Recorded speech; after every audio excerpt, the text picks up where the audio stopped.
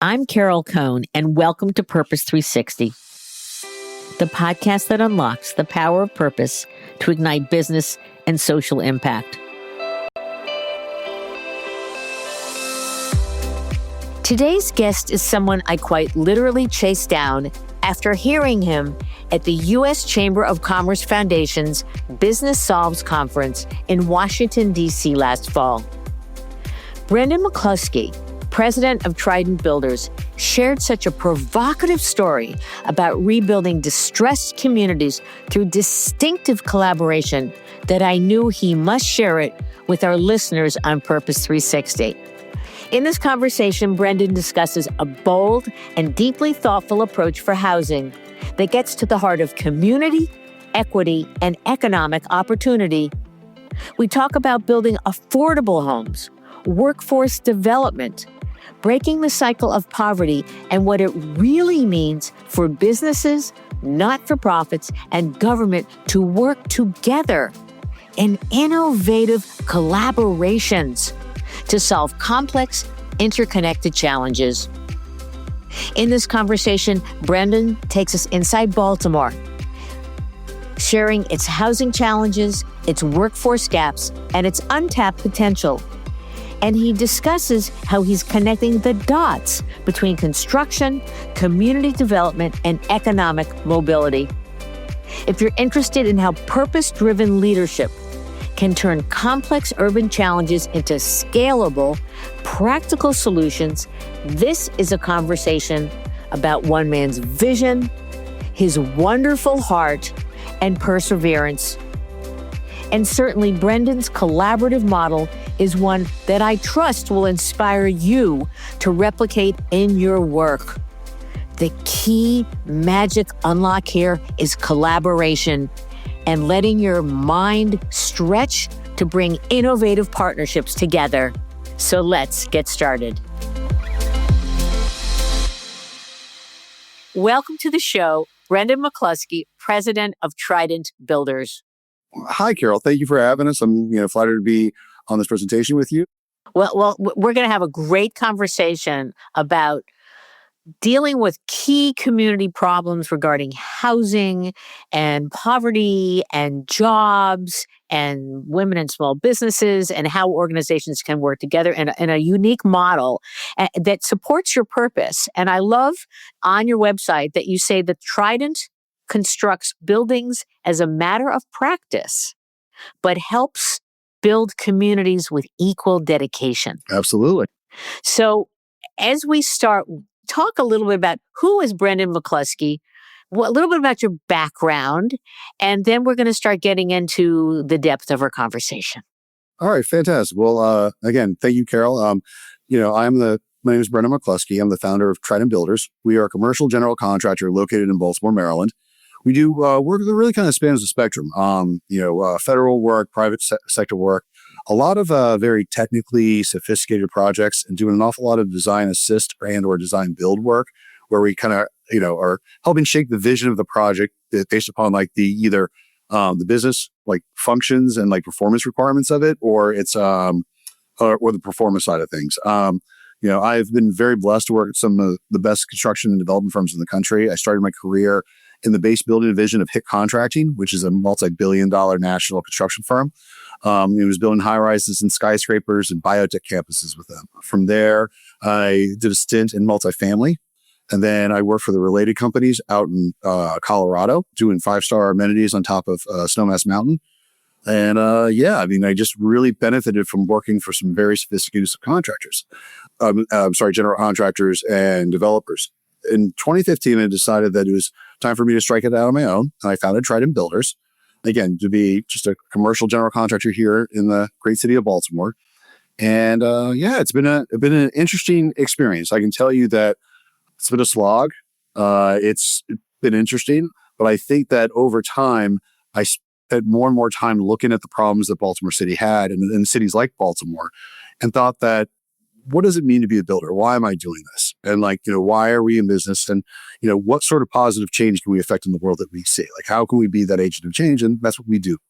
I always love to ask my guests, was there something in your upbringing from your mother, your father, your family that contributed to your exploration and then actual work that is beyond building a structure, but it's building community as well? I would definitely say so. I was blessed to have two great parents, high school sweethearts from Massachusetts. One of the things that you learn in an Irish Catholic Navy family is that it's your fault, it is your responsibility to fix the problem.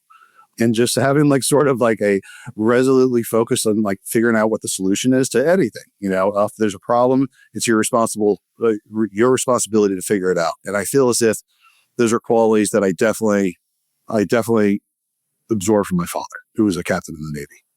Oh, nice. And anything special from your mother? To be kind. I definitely would say that my mother, there was a degree of kindness and, and tenderness that my mother offered, and just and being appreciative of how the other half might live. Again, having the opportunity to be a kid living overseas and seeing how people in other countries are growing and some of the challenges that they're grappling with was a humbling experience as youth. And so I think my mom was quick to point out how lucky and blessed that I am. So you've taken that, I think, depth of heart and commitment to Baltimore. And so why are you so fiercely proud of Baltimore? I'm very bullish on Baltimore. I mean, it's a phenomenal city and it has just tremendous assets. It's got incredible intellectual and financial capital, right? It's got a great legacy, especially within the industry. It's been so critical in the formation and the growth of this, economic juggernaut that we call the United States. A lot of people don't realize that the rail system was founded here, right? We are the westernmost port on the East Coast. We have just tremendous amount of assets, and we really were the opening window for the Industrial Revolution here in the United States. It's got so many things going for it. It's in an exceptionally wealthy state, an exceptionally well-educated state. But the concentration of poverty is just something that just can't be overlooked. And I really feel as if Baltimore is the one city on the East Coast that really hasn't figured out its second act yet. And I think that we're on the precipice of doing so. So you were founded in 2015, and in the beginning you were just doing general construction and such. I don't think that you were quite into the community development that you're in. You've said that, you were chasing dollars early on, trying to keep the lights on. But then what did that time begin to teach you about there's a difference between revenue and creating sustainable systems? No, that's a great question. So I quit my job on April Fool's Day, 2015. And, Okay. it was, the verdict was out for several years, whether or not this was a good idea or not. But that same month, though, Baltimore was actually hit with quite a tragedy. So, I quit my job on the 1st. All right. So my last day was 2 weeks later. So it was really Monday the 13th that I started up business operations. That was quite a thankful week here in Maryland, and in Baltimore in particular, because that was the week that Freddie Gray got arrested and then died. So when I started my company, I had an eyeball at about $6 million worth of opportunity, with the humble expectation that if I captured, say, 2 million of it as a first year startup, I would be, smooth sailing. All of it vaporized, right, in the aftermath of Freddie Gray.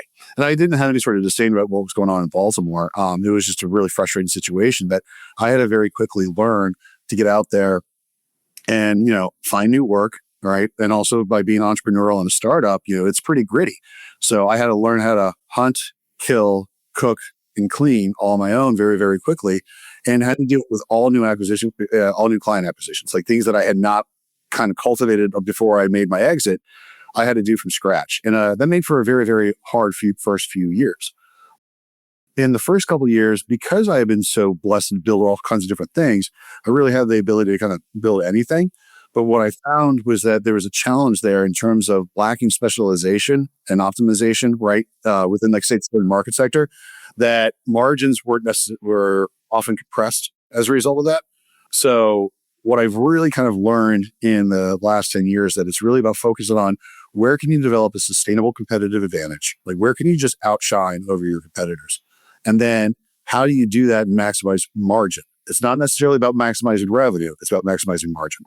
So that's a great lead into, you were part of Goldman Sachs 10,000 small businesses. And I'm just, when did you go through that? And did that experience help you to begin to like focus on specialization where you could build reputation, capability, and margins? 100%. Yeah. It was a transformative experience. So it's kind of funny. I went through the program, kind of begrudgingly, thinking that like this is a waste of time. I got to go put out the fires out in the business, and I couldn't have been any more wrong. What it afforded me the ability to do is to start thinking strategically again. So when any small business that is struggling, right? Sometimes you can feel like you're in a tactical firefight and you're just like trying to survive the day. You're trying to figure out how am I going to make payroll? How am I going to pay this? How am I going to do that? The program basically forces everybody to kind of look underneath the hood of their business and identify what's working well and what's not working well. Some people akin it to like a mini MBA. It isn't. It's actually much better than that. And it's really kind of a scaling program for high potential growth companies. And for me, again, it allowed me the space. Like I knew how to read financial statements. I knew how to, execute in the field and actually the services very, very well. I had enough background in HR and everything else. Like we were fine. It forced me to do is take a step back. It's like, okay, what are we really good at? What are we not so good at? What are we making money at? Let's do more of the latter and less of the things that we're struggling on. And since then, I've been really constantly reapplying where can I affect positive change? Where can I be strategic and just have an outsized impact based upon what it is we're already doing? And that kind of led to the white paper and the presentation that you met over. That's a perfect bridge to the presentation that you made in DC at the Chamber. So I'd love you to talk about the entire initiative, how it started. You probably had a eureka. I want to do this. I'm going to solve these problems and really talk about the depth. So first of all, I've seen different names of this initiative. So is there a formal name for this initiative? Now we're calling it the BMore Co-op. The genesis of this really kind of started in the fall of 2019. I had been invited to the Bloomberg School of Public Health to go to a workforce development program. And it was just funny because on my way, as I was driving over, I had two fateful phone calls. One with a friend of mine through the Urban Land Institute who had been asking me about modular construction. And me being like the construction nerd that I am, I did some reading and research on it. And like I was, talking to her about, the benefits and the shortfalls of modular construction. Then I had a phone call from a developer client of mine that was interested in like a lease to own program called the Cleveland Housing Network that Enterprise was doing in Cleveland, where it was helping people escape the cycle of rentals and low-income housing tax credits. It was basically graduating them into home ownership.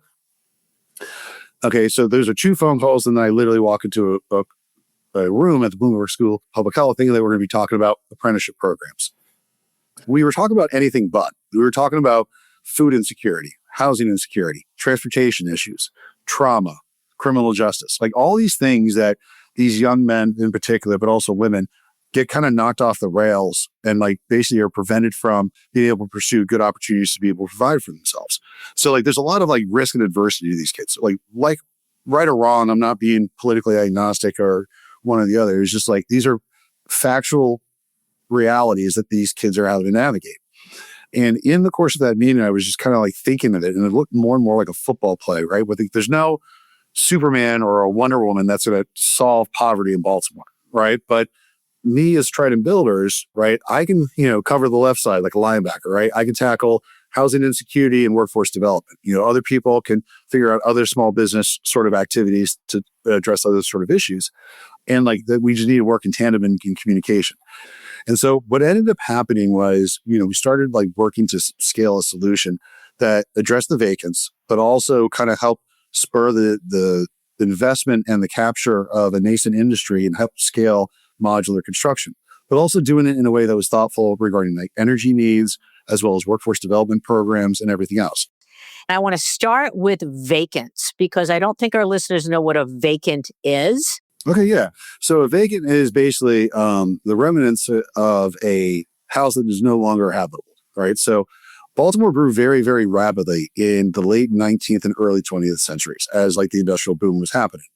These houses were built to support that industrial worker base, right? So these are, 16 foot wide, 45 foot deep, red brick homes. They're literally just row homes next to each other. A lot of them were built without any sort of material science in them. So these are houses that have kind of deteriorated over the last 100 years. So they don't have, like, we find like oyster shells and horsehair in like the mortar mix, right? These houses lack really any sort of insulation for the most part. And basically what ends up happening is, they're houses that were built very cheaply 100 years ago, and they're frankly falling apart. I mean, they don't have like longevity to be a home that can last another century or two. Some of them can be restored, and I do believe in that. I believe in historic preservation where it makes sense. But again, I think a lot of what it is we're dealing with is the legacy of our industrial past. And we have all this housing stock that has fallen apart and honestly is directly a contributor to poor health outcomes for its residents. I mean, these houses are literally killing people. Never mind that they're burning down, but like the existence of these houses basically suppress socioeconomic opportunity in these neighborhoods. And and once they become uninhabited, they become vectors for criminal activity, particularly the drug trade. So these houses are literally like a cancer in the city. And if we don't address the houses, we're not going to be able to let Baltimore thrive to its full potential. Talk about your model. So there are 5 problems in your presentation that you talked about. One, you're going to deal with the vacants, but there's other parts and problems. It does start with a vacant. So again, we have this vast number of vacants, right? And we have a math problem. We can't spend $300,000 to $400,000 renovating one of these houses, abating like the lead and the asbestos and getting the energy efficiency performance to where it needs to be to survive a hotter century to come, and then have it only worth $250 at the end, right? So I've been resolutely focused on where is there potential innovation for my industry. And that actually bodes to another problem, is that my industry is actually regressing in terms of our relative productivity. Yeah, per McKinsey and even like The Economist, our industry is less efficient and productive now than it was in 1968. And it's kind of an astounding statement to make when you think about like how the advent of information technology has transformed just about everything. But between the regulatory environment, an aging workforce, and then the higher performance requirements, we just can't produce and be as productive as we were, half a century ago. And so what I've been really kind of resolutely focused on is like, how do we start doing this in a way that helps us scale the industrial capacity to make modular more cost effective than conventional construction, and then do that in an open and equitable way. The way to do that is honestly be open source. So like, a lot of people could be somewhat stingy, right? And like hoard their knowledge and their know-how. And I'm just looking at the size and the scale of the problem. And like, this is way too big for even just Trident Builders. So like, how do we do this in a way that makes sure that even my competitors, as low as I want to say that out loud, how can I empower them to do this in a way that they're also successful? Again, it's both practical and pragmatic to take that sort of approach because, again, the size and scale of the problem is way larger than Trident Builders can handle on their own. It needs to be done faster than that. But I also need to make sure that like my competitors don't mess it up, because if they're Okay.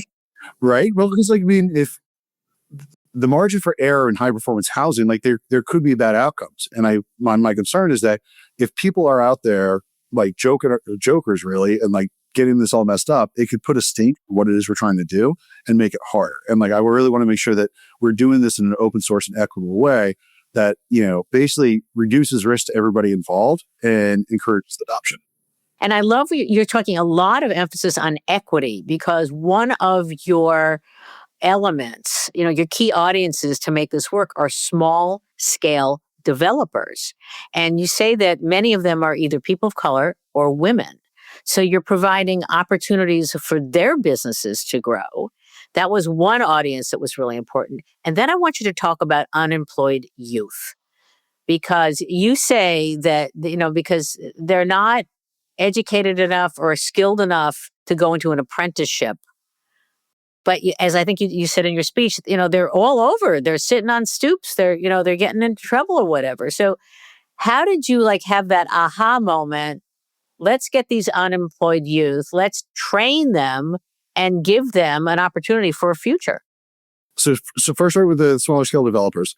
Again, it's pragmatism, Carol, right? I mean, yes, it's the right thing to do, but it's also like the right thing to do in terms of like execution. A lot of these communities have women-based community leaders in them, right? And they're the ones that are spearheading the development efforts. They know an awful lot. Like, one of my clients is a PhD. She's brilliant. But they know very little about real estate development and construction. And this is where they get into trouble because they sometimes come across contractors that might not necessarily have like their best interests at heart and not necessarily be as mission-centric as Trident Builders. So these are minority developers, predominantly women, that have site control of housing assets within these communities. They're from the communities, they live in the communities, they're trusted by the communities, right? These communities are somewhat cagey, right? They've been like taken advantage of time and time again by any number of people. So it's really hard for a guy like me to kind of come in there and be like, oh, I'm going to redevelop this community for you. By empowering them, we're building at a scale that neighborhood can absorb, but then we're also keeping the wealth in that community. Great.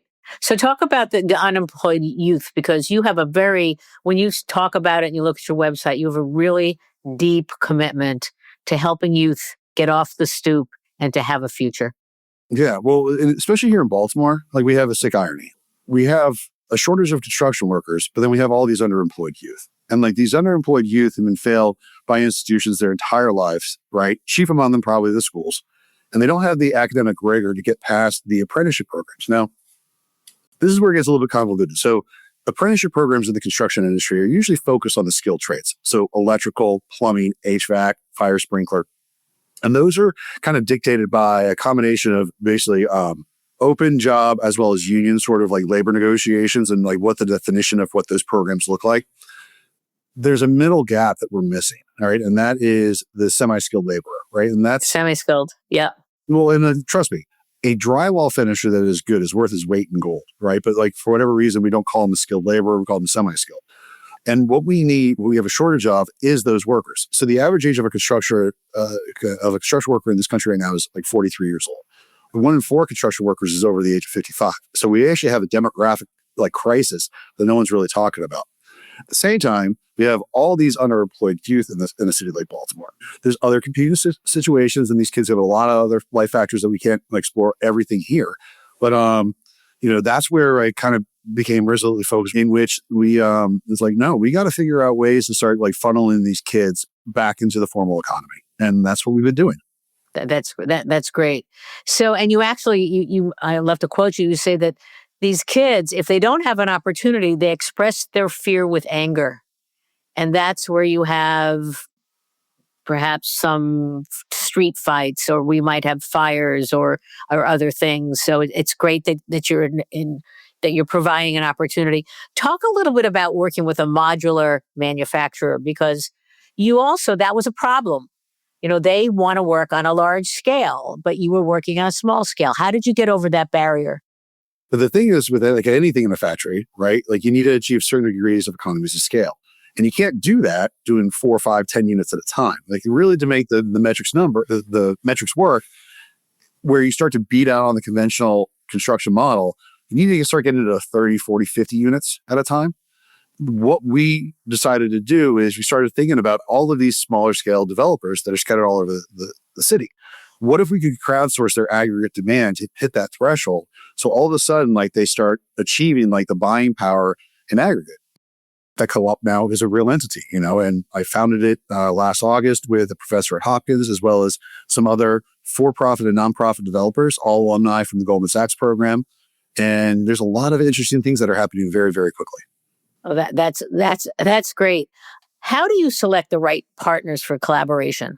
I mean, yes, you had you had some buds that you met at the Goldman Sachs program, but you're working with a lot of other different organizations. Collaboration is key. Collaboration is so important, especially for improving our communities. How do you choose the right ones? I've been working with the Carey School of Business at Johns Hopkins in a think tank called like the BMore Co-op, where you had a lot of like mission-centric people, a lot of these ideal sort of developer customers of mine were in the meeting. And we zeroed in on this small group. And I really did focus on the Goldman Sachs 10,000 Small Business Program, simply because of a few things. One, these individuals have already been vetted by a world-class organization like Goldman Sachs. Two, they've got a modicum of phenomenal business education by virtue of going through the program. So I know that like they should know better in terms of business decisions, depending upon when we have issues, right? And then lastly, we're kind of like a family, like I think when you're a small business owner, it's kind of lonely. Like, you don't have too many peers. And I feel as if like the Goldman Sachs program has done a phenomenal job of building like a national peer group. And we kind of rely and trust on each other. And we don't really ever want to go against the family. All right. So you dealt with the modular issue. That was a big challenge. You're dealing with great partners. So you're learning there. We have not talked about one of the magical elements, solar. So can you talk about how you're using solar and how it's generating income? And also how it creates longevity, because I think that that is another genius part of your solution. This is where it gets interesting. So the modular construction allows us to build a very high performance building envelope, literally the outside walls. That's where we win the battle between energy efficiency. So first, we're building a new house, a quality house that is hyper energy efficient, that reduces the operation expenses of like an energy bill for these families of modest means, right? What we discovered at the Smithsonian was that when we put solar panels on them, these houses were producing over 200% of the power they were using day or night, 365. And so what we were seeing was like, okay, these houses can produce a lot of energy when energy is the most expensive. How do we harness this? And like, there's a lot of nuance to why solar has not been widely adopted within these communities. Like, just call it what it is. Solar developers back in the day were somewhat predatory. So a lot of people have like a bad taste when it comes to solar about, leases and how they get hogtied into like these rooftop leases. What we basically determined is like, we build a new house. That house is going to have a roof that's going to be good for 15 to 20 years. It just so happens that solar panels are good for 15 to 20 years. So what we're doing is we're basically optimizing the roof to be leased to third-party solar developers that are responsible for the roof. So a vacant becomes a vacant because these families of modest means can't afford to replace the roof when it starts to go. So we're giving them a new house with a new roof. We're bringing on a lease for a solar developer to put solar panels on top of it. These leases have options to renew. And basically, the provision within that lease is going to require the solar developer to replace the roof at that time, right? In the event that the solar developer doesn't want to renew the lease and like do the capital investment, it's fine. We even set aside an escrow, a royalty, like a portion of the proceeds of the leasing to basically allow for the roof's replacement. But the beautiful thing is that I have, knowing with what energy trends are looking like, any sort of generation capacity we put online, it's not going offline, right? It's going to be even worth even more down the road. So what ends up happening is that rainy day fund, or that emergency reserve to replace that roof when it needs to in 15 to 20 years, then becomes a windfall event for that family. And so you inadvertently are starting to close the social wealth gap just by virtue of the sun shining. I love it. That again, it's another part of your brilliant. It's like putting all these different layers and components together to really create a breakthrough solution. Can you talk about one or two of your new projects? You've got one, I think, that's creating 100 units that's coming up. So we have a 3-story row home, something that is ubiquitous in Baltimore that everyone would recognize and be comfortable with seeing. The first floor is designed for the elderly and the disabled in mind. So it's going to be ADA ready, if not compliant. And that will allow like a sorely missing part of the housing market for the elderly, which is a growing demographic that we need a lot of housing for, to allow them to age in place longer. So it defers like a lot of the end of life costs and assisted living and whatnot as long as we possibly can. The upper 2 floors are designed for a working-class family. Now, this family could be all related to each other. It could be 2 separate families. We're agnostic to it. Like the idea is to allow the market to do what the market wants to do, right? Let the market operate freely.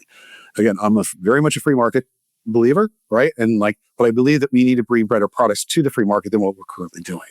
And then lastly, what's really cool is the Tivoli Eco Village, which we've been awarded pre-construction on. So that's 100 units and so it's a whole neighborhood development. And what's cool about that is that it's going to be incorporating microgrid technology. So on top of solar, we're going to be doing battery backup storage and other sort of resiliency sort of technologies. Why that's important is that our national grid is also under huge strain and like the growth demand, right? I mean, I've been pretty vocal about like how aggressive our year over year growth of energy generation demand and capacity is like doubling every year right now. So what we're doing is we're basically building a small neighborhood that is going to be resilient. So if there was ever like a catastrophic failure of the grid, this little neighborhood would act as an oasis within Baltimore, right? But like the thing is, like we want to build everything like this. We want to build like a whole Patrick. And this is how you engineered resiliency into the grid for the 21st century. That's amazing. So what advice would you give to young people who want to go into construction, but they want to go into sustainable construction? Young people that want to go into construction, definitely focus on the engineering degrees, but it's not necessary. Learn as much as you possibly can, because again, where I think the real places of innovation and where I think the industry is going is the human mind's ability to connect dots across various disciplines. I think that's where I think the greatest degree of innovation, we're going to see moving forward in construction and really across the economy, is our ability to connect dots from things that seem very disconnected. And again, I would, be humble, get out there, get dirty, and just be open-minded. And are you using AI in terms of, I know that you're a data gatherer because you want to share it with others. Are you using AI in your work? We are. What we're doing is we're basically putting in our systems and our practices with artificial intelligence to do, 100, 200 of the same thing over and over. It's really ideal for machine learning. So what we're basically looking to do is basically engineer up a virtual project management agent and or superintendent agent that what we'll do is it will drive all sorts of efficiencies and productivity issues and basically minimize what I would call cost leakage that happens on the job site through lack of communication and documentation. Fabulous. So we like to end our show with some fast answers, really brief. So we're going to put you through these. So what's the one word that best describes the Baltimore you're working to help build? One word. Resolve. Resolve. Okay. What keeps you hopeful on the days this work feels really hard? There's not a day that doesn't feel really hard. Hope is the only thing that's getting me through it. What's one lesson Baltimore has taught you about resilience or community that you couldn't have learned anywhere else? I think I described how it was hard getting started and how I kind of got 2 black eyes and a bloody nose in this first couple of years, right? But walking around these neighborhoods, you see how much harder some of these communities have faced than any of the minor tribulations that I faced with. So, maybe it's the Catholicism rubbing off again, where it's just shut about your problems and focus on helping somebody else. What's one small action people can take to make their communities more equitable today? Examine where your skill sets are and just find somewhere where you help just a person. And it could be a complete stranger. In fact, sometimes those are the best people to help. And if you could leave our listeners with one idea or feeling today of what we discussed, what would it be? Carol, to be perfectly honest with you, don't get me wrong. I sometimes feel as if I'm a Don Quixote out here. I feel as if I'm a crazy man, try to tackle climate change, housing, poverty, energy, all of it, right? And one's ego can make them concerned that they're going to look foolish. Who cares, right? Who really cares? Get out there, roll up your sleeves, and just work a problem. Don't let pride get in your way. Just focus on what is the right thing to do and how can you be the change that you want to see in the world. That's beautiful. So I always love to give the last word to our guest. And you've had phenomenal insights and sharing with great humility, Brendan. What would you like to leave our listeners with? You only get what you give. You only get what you give. Brilliant, wonderful, heartfelt, humble. And I am just thrilled to have you on Purpose 360. And I wish you so much best wishes to take your vision and that others will, embrace it and that you'll be helping to bring hope and housing and opportunity to so many people. So thank you, Brendan McCluskey.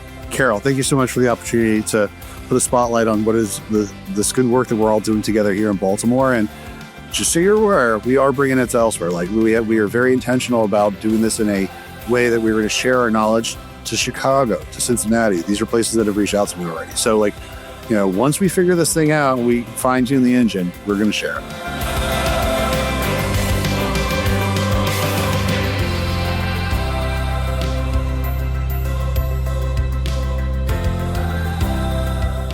This podcast was brought to you by some amazing people, and I'd love to thank them. Ann Hundertmark and Kristen Kenny at Carol Cohn on Purpose, Pete Wright and Andy Nelson, our crack production team at True Story FM, and you, our listener. please rate and rank us, because we really want to be as high as possible as one of the top business podcasts available, so that we can continue exploring together the importance and the activation of authentic purpose. Thanks so much for listening.